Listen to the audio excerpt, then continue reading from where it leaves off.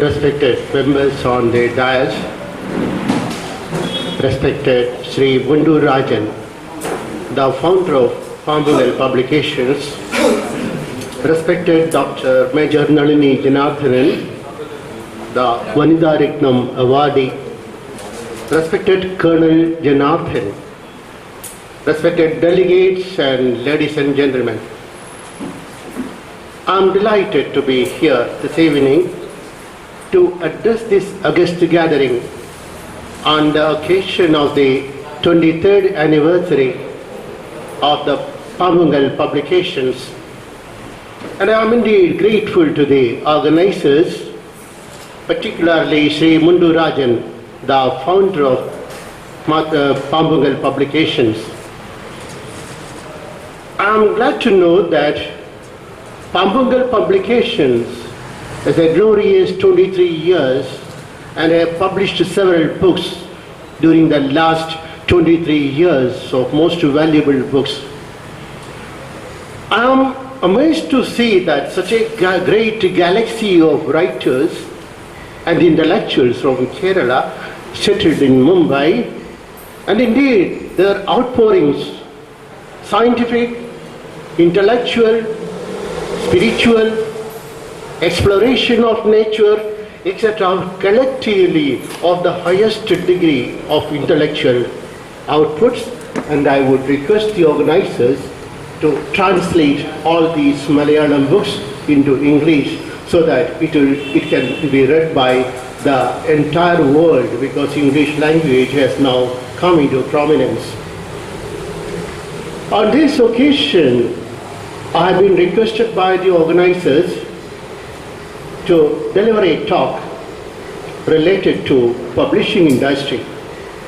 And the topic that I have chosen is publishing industry in modern India, its challenges and scopes.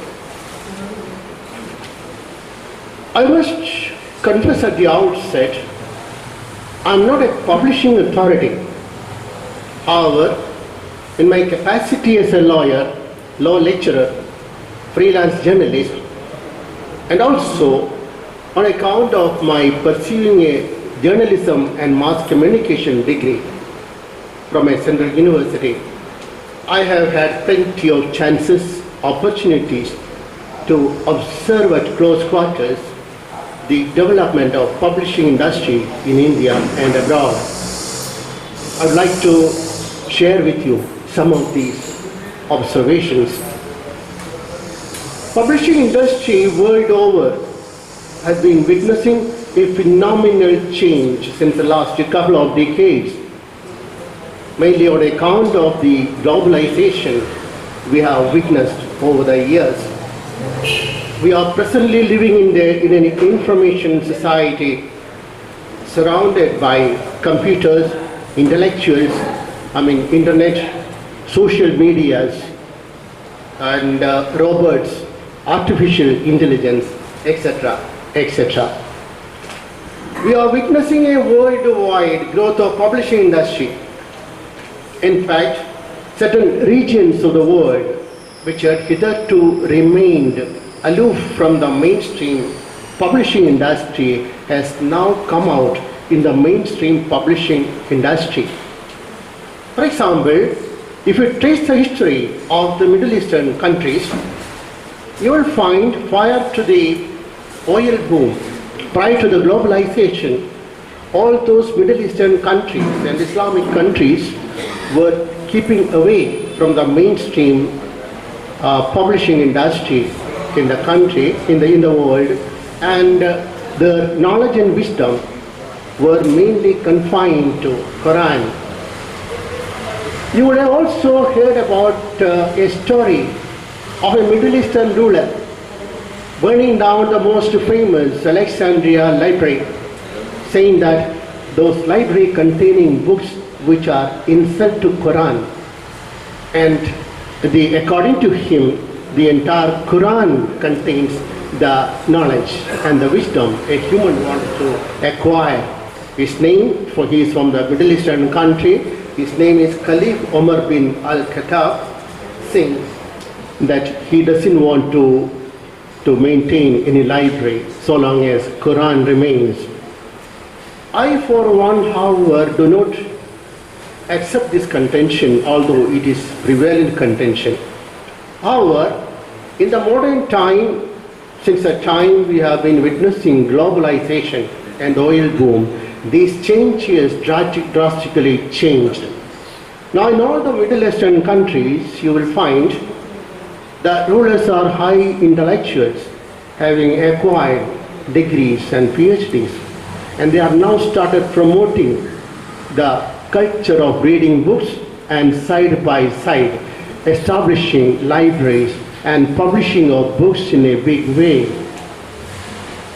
In fact, recently, in the first of this month, that is November, there was an international book fair called Sharjah International Book Fair. As per the reports in the media, it had an overwhelming response. People from all over the world participated by displaying their books, and it was in great demand. I also read the books published from India and on subjects pertaining to India were in great demand. In fact, the ruler of Sharjah, His Highness Dr. Sheikh Sultan bin Muhammad Al-Qasimi, himself is a great scholar and lover of books, and he has set up several libraries in his country. At the inaugural function of the book fair, Sheikh Sultan has stated, and I quote him, "The dark current of extremism can only be turned back through the light of knowledge and education through books," unquote.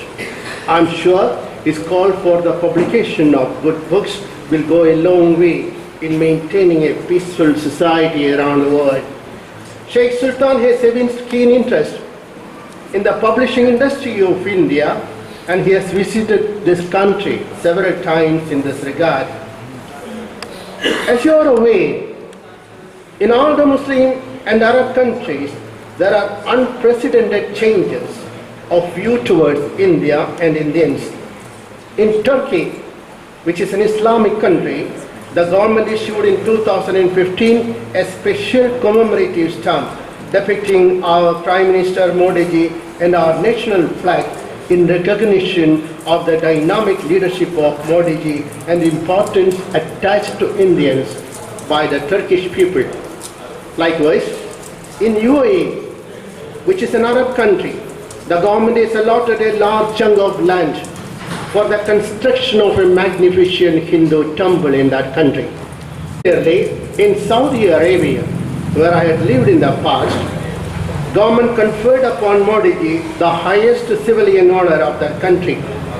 You may also be aware that a famous Saudi scholar and also a columnist by name Khalaf al-Kharbi, in his weekly column in Saudi Gazette, which is the largest English language newspaper in that country, has heaped upon the country, describing it as probably the most tolerant nation on the planet Earth. He further stated, and I quote, "In India, there are more than 100 religions and more than 100 languages, yet the individuals stay in peace and harmony. They have all joined palms to construct a robust nation that produces everything from a stitching needle to the rocket, which is getting ready to go to Mars." I need to say that I really feel a bit jealous as I come from a part of the world which has one faith and one language, and yet there are killings all over the place. In short, the entire world, particularly the Islamic and Arabic countries, have now recognized the strength of India. This is possible only because 80% of Indian population adhere to what is called the Sanatan Dharma, our ancient philosophy, the eternal righteousness. The inherent characteristics of the Sanatan Dharma is enshrined in the ancient philosophy of India, which in Sanskrit says Samasta Loka Sukhino Bhavantu, which means may all the beings of the world be happy. Our former president, late Dr. APJ Abdul Kalam lived in Sanatan Dharma. His statue, erected by the government at the southern tip of India, has now become a tourist attraction, as his illustrious life in Sanatan Dharma has inspired millions of people around the world.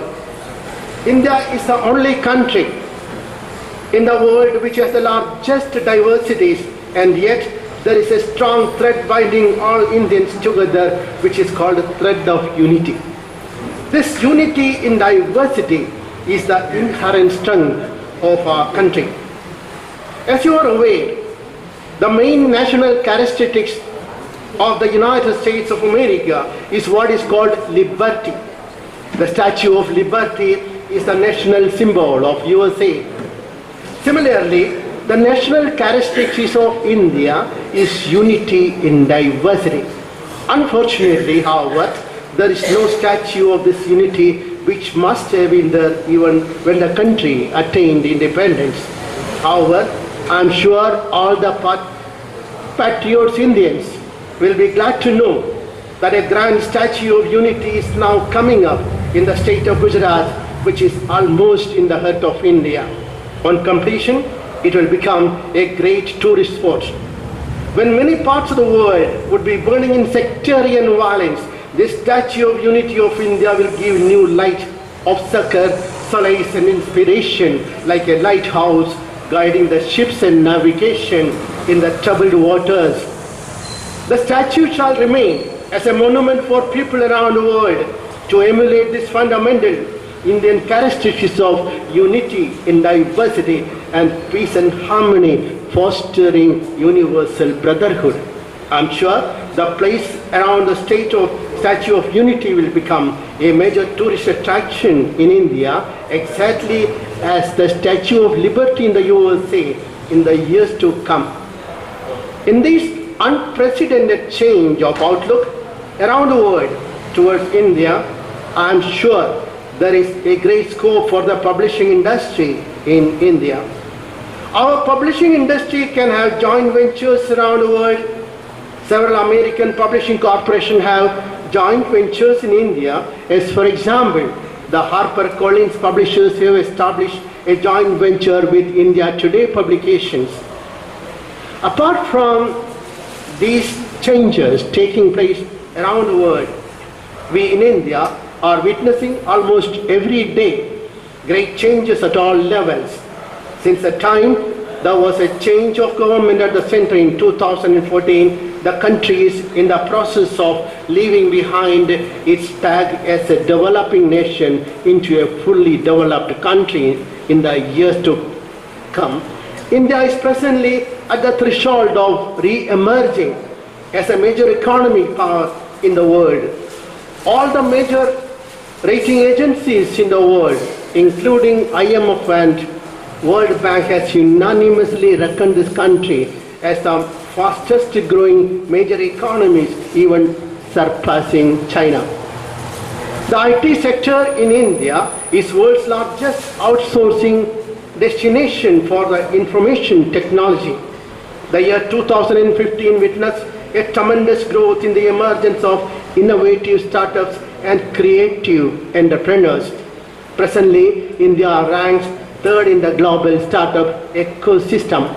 The worldwide media has reached to a unanimous conclusion that by the year 2030, which is fast nearing, India will overtake even United States and Europe in terms of GDP growth, technological advances, and would emerge as a major industrial and military power. In recent time, there are numerous instances of setting up departments for the study of India called Indology in the top-ranking universities in the world over. Last month, Harvard University has set up a separate chair for the study of Tamil and spirituality of our country. You would have also heard the study of Sanskrit language becoming very popular world over. In India, the Sanskrit is known as Deva Bhasha, But in the Western and European country, this language is known language of enlightenment. In 1987, the Forbes magazine has published a research report stating that Sanskrit language is the most computer-friendly language in the world. NASA of USA has been experimenting and implementing the Sanskrit language in their scientific operation and developing artificial intelligence. There is in fact a craze for learning Sanskrit language world over. They have discovered that reciting Sanskrit slogas develops the brain cell and bring out dormant skills in any person who regularly recite Sanskrit slogas. This was discovered by St. James School in London. They have started teaching Sanskrit to their children since the time it was established in London. In Germany, there are several universities teaching Sanskrit and also speakers of this language. In Netherlands, Denmark, and other Scandinavian countries, the study of Bhagavad Gita is made compulsory from 5th standard onwards. All these changes taking place across the world are centered on India, and therefore for all the logistical support and supply of academic books, they can come to India, and Indian publishers can be helpful by providing books and other logistical supports to them. Books in Sanskrit, self-study, books on the Skilling India, new startup programs, etc. are going to be subject of our publishing industry in India in the years to come. Publishing is the backbone of mass communication and the educational system of any country. Kerala gained the reputation of 10% literate state mainly on account of the publishing industry, flourishing publishing industry in that state. Publishing industry is also a catalyst which brings into focus many other areas of human enterprises, as for example, the development of tourism, printing, etc. You are aware, Christopher Columbus' imagination was fired up by the Polo, published abroad, who had described about this country, most fabulous, most noblest and richest country in the world. Books on Indian social sensibilities, social realities, ancient mythology, etc. are perennial source of publishing industry and for the writers of India in all the languages. You are aware our writers had acquired worldwide fame and name, as for example, late R.K. Narayan, Amish Tripathi, Vikram Seth, etc. have fired up the imagination of the Western and worldwide tourists. Yet another untapped area for the publishing industry is the large number of Indian diaspora, that is Pravasi Bharatiyas, around the world, who are a great source of publishing industry in our country. Ever since our Prime Minister Modi ji started addressing the Pravasi Bharatiyas around the world, there's a keen interest amongst the Pravasi Bharatiyas towards India. Our External Affairs Minister, Madam Sushma Swaraj, often extends all the help to Indian diasporas in any part of the world. She often refers Indian diasporas as sons and daughters of Bharat Mata. As you all know, the Nobel laureate V.S. Naipaul is an Indian diaspora. He has written several books on India, all his by observation and experience of this country, and his books are in great demand at all times. Recently, a friend of mine gifted me a book. The book is titled Leaving India, My Family's Journey from 5 Villages to 5 Continents. It was written by a very young lady, an Indian diaspora settled in Fiji Island. It is a remarkable book, and this young lady had authored, has described the conditions prevailing during her grandfather's time in a village in Gujarat, and then the freedom struggle, the travel through different parts of the world, the struggle in a proper livelihood, and their great success to develop an industrial conglomerate in Fiji, etc., etc. So what I am trying to say, all these Indian diasporas, if they write about their root in India, their experience in this country, and publish their books in India, there will be a revolution in the publishing industry in India in the years to come. I feel there is also a general myth that books written in English get more popularity, but it is no longer so. In fact, Amish Tripathi's book in English, translated into other Indian languages, has got huge demands, much more than his original book in English. You would have also observed that the Indian language newspaper, Dainik Jagran, in Hindi, is the second largest newspaper in the country. Similarly, Malayalam Manorama, a Malayalam language newspaper, is the third largest newspaper in the country according to the Bureau of Circulation. Therefore, I am of the opinion that having numerous languages in the country is of a great strength for the publishing industry in this country. Language, any book published in one particular language, if it has some popularity, the publishers must take efforts to publish it in other languages. In fact, my favorite author in Malayalam is M.T. Vasudevan Nair. I recall about a decade ago, I read a novel by M.T. translated into English and published by Penguin. It is called The Daman Seed. It is indeed a remarkable and inspiring book. Every sentence in the book carries a rich image of Kerala, the local flavor and the condition, the uniqueness of that region. The main character of the book is one, Govindan Kutti, and how circumstances prevailed around his social people around his family and compelled him to renounce Hinduism and to convert into Islam. I feel the present situation in Kerala is remaining the same, and I would feel these kind of books are transformative books. People get an idea as to what is going on around your own birthplace, around your own state. Similarly, almost all the Malayalam books by O.V. Vijayan have been translated into English and published by well-established publishing houses. Therefore, I feel that translation of books is yet another source of business for the publishing industry in this country.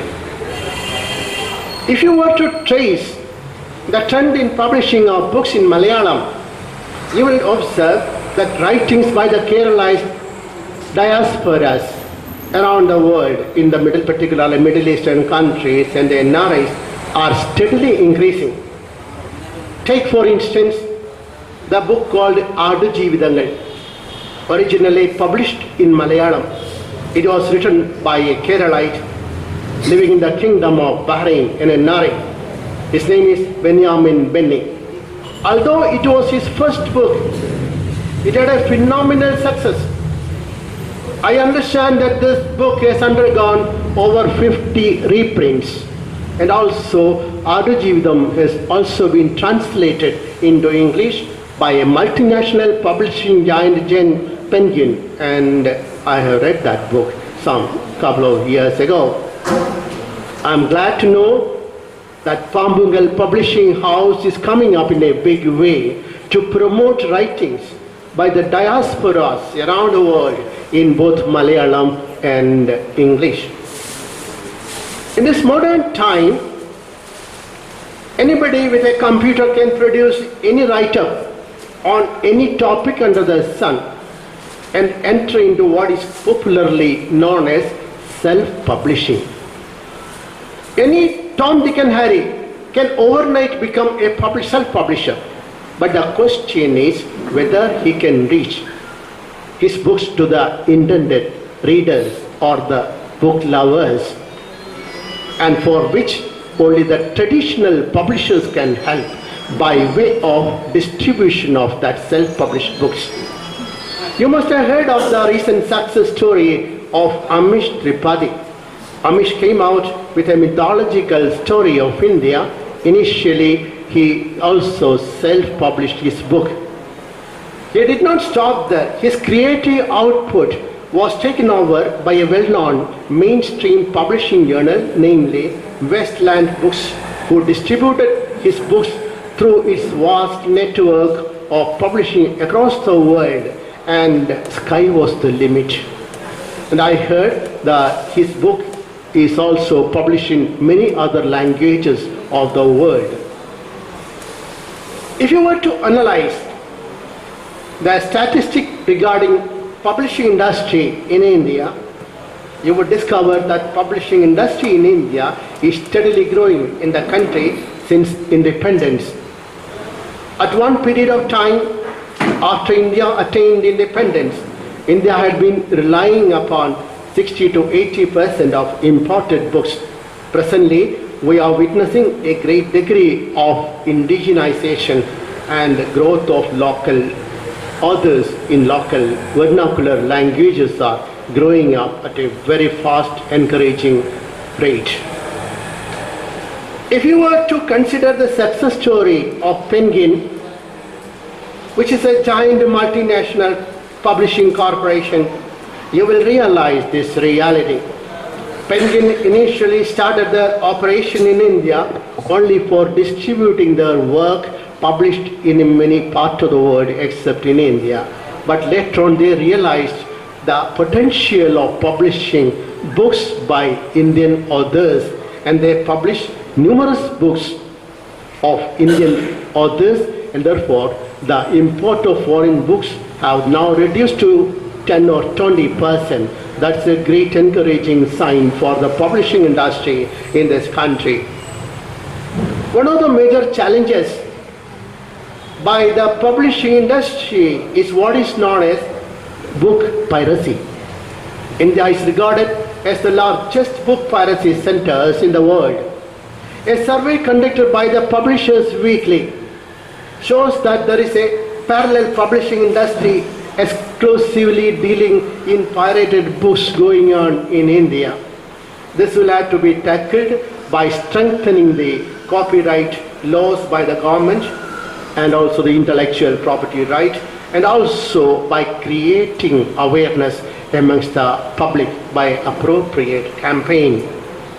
It is often taken for granted that pirated books are cheap compared to the original books, but that is not so, because I have experienced that some of the books put on footpath of Mumbai are pirated copies, although they may be selling 150 rupees and above. I have come across several cases where the original book is much lesser than that amount. In one case, I have found the book originally published by a publisher, well-known publisher, is costing 95 rupees, but I have purchased myself from in front of the footpath on University of Mumbai. I forgot the author's name. For 150 rupees, the original price is 90 rupees, and therefore appropriate campaigns should be carried on by the publishers of this country to make aware of the reading public and the members of the public of this country in order to tackle this menace of book piracy. Yet another challenge, which I would not call as a challenge, is the lack of reviewers in our country. In America, in Western and European country, there are separate experts. They read, their job is to read book and make comment upon it, review of the book. And this is lacking in our country. And therefore, if we inculcate that habit of review, either good or bad, Either way, that boosts up the sales, depending upon the taste of a person. If it is negative, there are people to buy it. If it is positive, there are also, again, people to buy such kind of books. As mentioned earlier, publishing industry is a catalyst which brings into focus many other areas of human enterprises.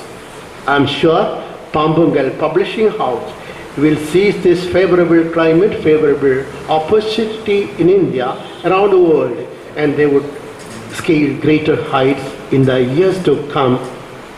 I think it is time for me, because I was allotted a very short time, as otherwise I would have spoken separately on the intellectual quality of the books which was released today. Probably I could offer my talk on some other occasion. I take this opportunity to once again thank Pambungal publishers and all those intellectuals gathered around here, and I specifically wish a very good future, a writerly life to all those authors whose remarkable books were released today. And I once again thank you for the patient hearing. Thank you.